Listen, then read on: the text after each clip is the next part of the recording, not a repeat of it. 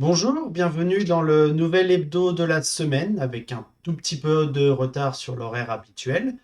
Mais on n'oublie pas qu'il y a des personnes qui contribuent, donc on met en avant leur partage.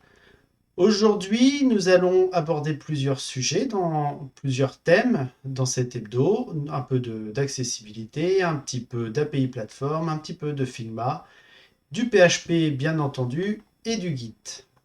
On commence avec le dépôt DB-Saver de Bastien70. Alors DB-Saver, c'est une application développée en PHP qui permet de faire une sauvegarde de ses bases de données avec une interface graphique. J'avoue que j'ai pas eu le temps de l'essayer, mais quand on voit la documentation, ça a l'air très prometteur et je pense que ça vaut vraiment le coup d'y jeter un œil. Donc n'hésitez pas, DB Saver de Bastien. Allez lui donner un peu de force, ça fait toujours plaisir. Le deuxième partage, c'est une petite pépite, il faut dire les choses. Euh, Si vous voulez, enfin, vous, en tant que développeur, vous êtes obligé d'utiliser Git. Celui qui n'utilise pas Git aujourd'hui, il doit vivre dans une grotte et faire ses sauvegardes sur papier, je ne sais pas. En tout cas, le site Delicious Insight nous propose un véritable glossaire des commandes Git, de fonctionnement utile de Git. Et c'est très bien fait, c'est très bien documenté. Il y a des vidéos sur YouTube, n'hésitez pas à aller faire un tour. Comme vous voyez, voilà, il y a des images pour illustrer l'explication de certaines commandes, de comment il faut les utiliser, l'explication de base de Git tout simplement, mais très franchement, c'est très très complet. C'est un site à se garder dans ses favoris parce que franchement, quand vous commencez avec Git ou même dans l'utilisation de tous les jours, bah, on ne se rappelle pas forcément de toutes les commandes et ça peut être très intéressant d'avoir cette petite aide sous la main. Merci pour le travail que vous avez fait, c'est vraiment très cool. La troisième info de cet hebdo, c'est le bootcamp de Laravel. Il y avait la conférence Laravel la semaine dernière et ils ont annoncé le lancement de ce site qui permet d'apprendre à développer avec Laravel. Alors, si vous me suivez, vous savez que je suis plutôt Symfony, mais il m'est arrivé de travailler sur du Laravel.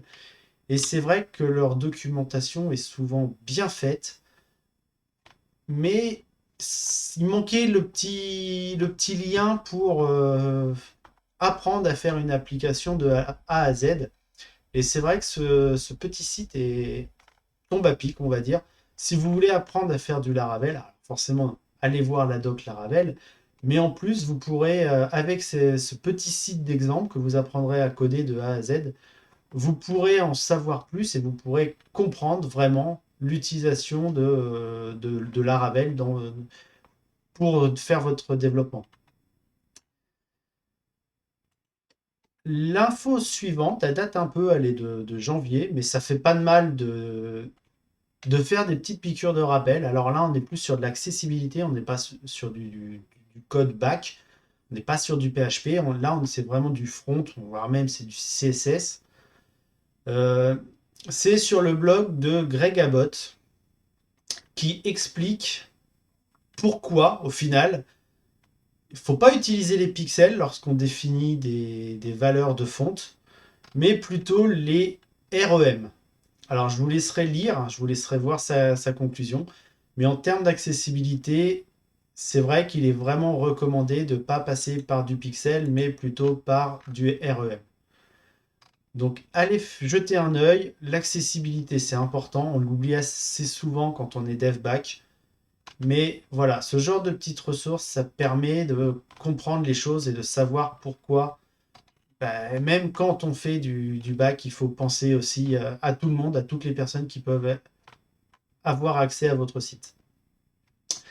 L'info suivante, alors vous l'avez certainement vu passer, ça donne le tournis et en même temps ça pose beaucoup de questions.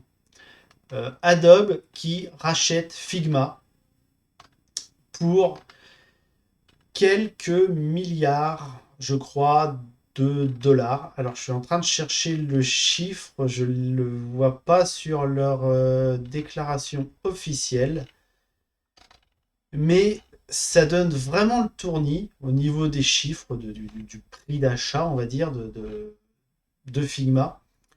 Et ça pose comme question la mainmise d'Adobe sur l'univers des applications UX. Alors, je ne suis pas dev front, je n'utilise pas Figma, mais je pense vraiment que faut s'interroger sur l'avenir du logiciel Figma parce que, encore une fois, Adobe qui fait mainmise sur toutes les applications, c'est pas forcément bon pour l'écosystème et pour la diversité de celui-ci. On verra, peut-être que je me trompe, mais c'est voilà. Encore une fois, un gros qui avale un petit, hein, même si Figma avait une grosse communauté, on peut se poser des questions. Un peu plus de légèreté. Alors, si vous me suivez aussi, vous devez avoir vu passer que la semaine dernière, j'étais à l'API Platform Conférence. Et pendant la conférence, Kevin Dinglas, qui est un des créateurs d'API Platform, a annoncé jeudi dernier le lancement de la version 3 d'API Platform. Et avec beaucoup de petites modifications, de grosses nouveautés, d'améliorations. J'ai commencé à la tester, à l'installer. J'ai été très agréablement surpris par la partie admin qui est développée avec React Admin. Franchement, essayez-le. Il y a des corrections de la méthode d'appeler les ressources. Il n'y a plus de sub-ressources, par exemple. Tout est ressources.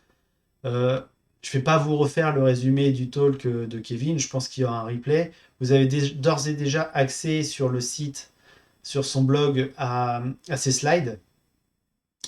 Donc, si vous utilisez API Platform et que vous n'avez pas vu passer l'info, n'hésitez pas à aller voir.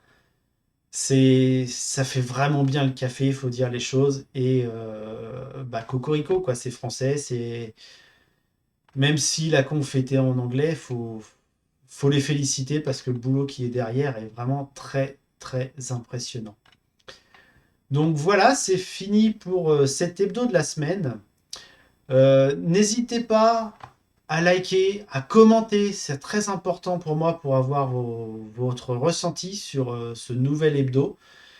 N'hésitez pas aussi à aller faire un tour sur la chaîne. J'ai déjà fait 2 vidéos. Alors le sujet est à peu près le même, mais c'est dans une suite d'une série que j'essaye de faire sur l'utilisation de React dans du Symfony. La dernière vidéo est sortie samedi dernier. Je ne sais pas s'il y en aura une samedi prochain. Je pense que j'aurai pas le temps, donc ce sera peut-être que la semaine prochaine. Mais n'hésitez surtout pas à commenter. Moi, ça m'intéresse d'avoir vos retours, de savoir si cette nouvelle formule d'hebdo vous convient, si vous voulez tout simplement qu'elle continue ou pas. Je peux aussi accepter la critique dans ce sens-là. En tout cas, j'espère que ça vous plaît. Je vous dis bonne soirée et à la prochaine. Salut!